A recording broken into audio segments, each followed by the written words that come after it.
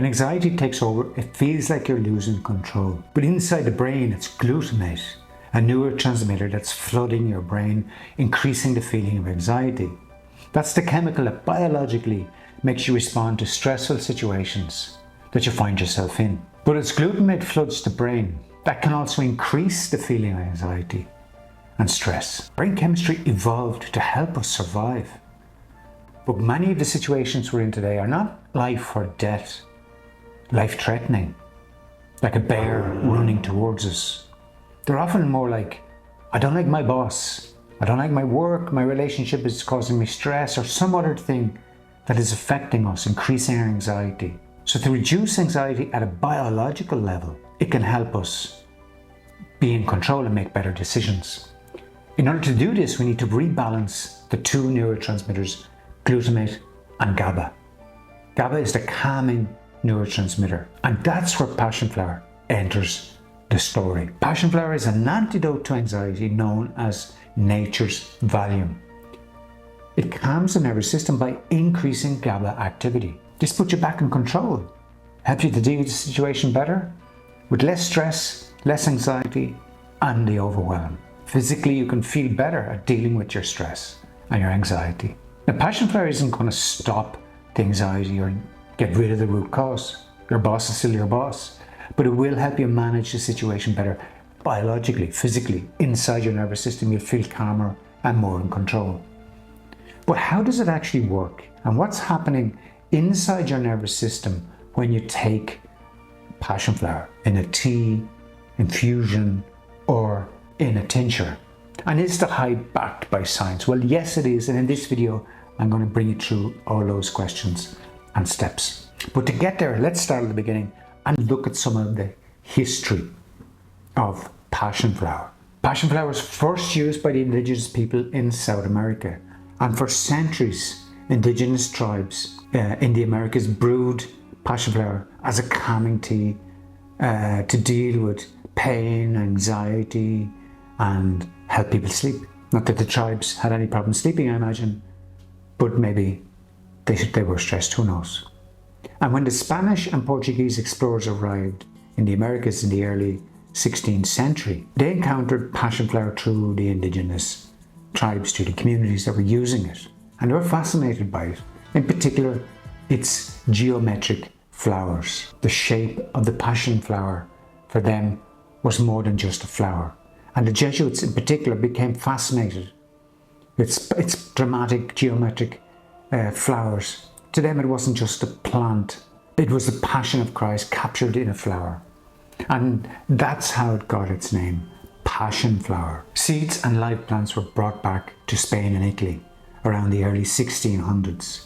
And by 1610, the first descriptions of the plant appeared in European herbals. These are the books that kept records of all medicinal plants passed on from generation to generation. By the 18th and 19th century, passion flower had entered the European pharmacopoeias. These were the official herbal books, and it was described as a sedative and sleep aid.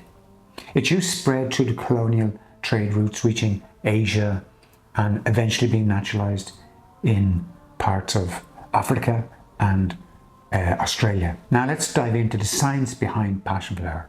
And while it's been around for a while, it doesn't just help you with your sleep. It works on the exact same brain switches as Valium.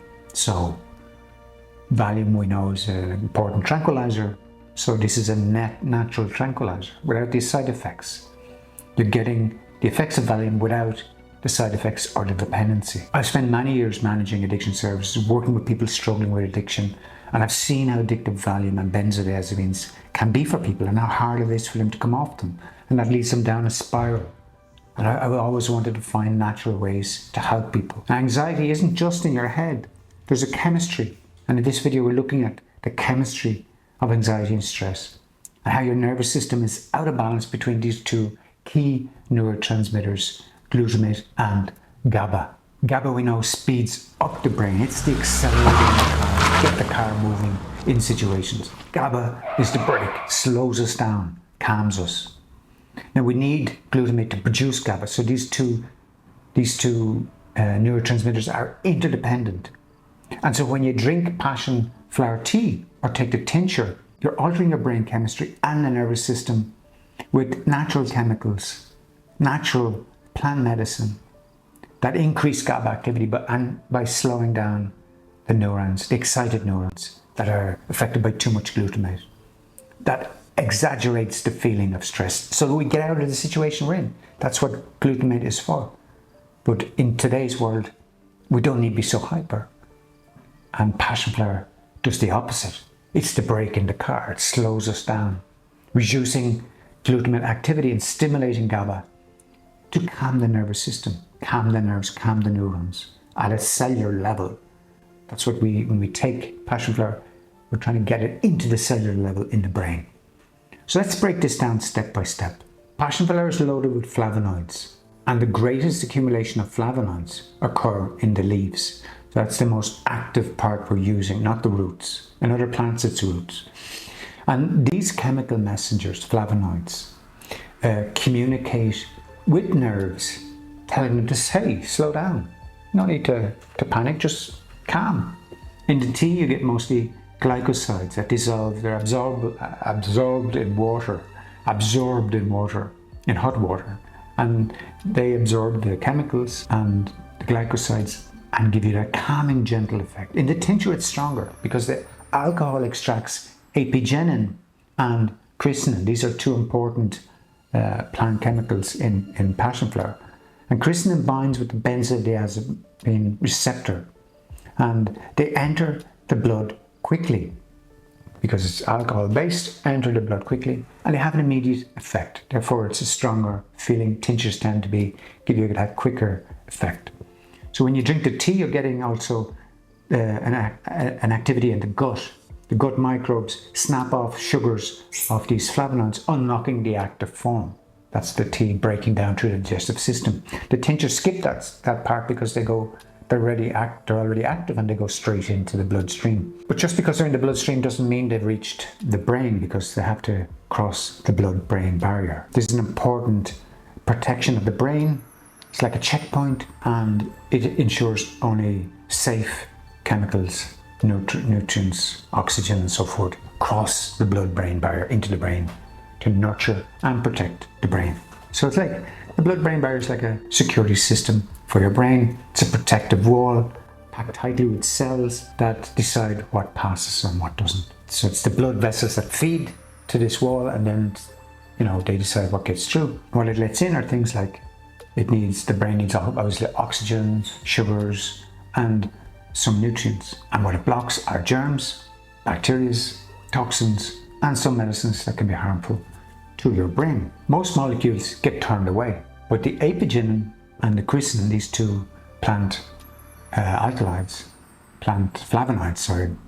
get across by slipping through the barrier. They have this neuro messaging system to get through.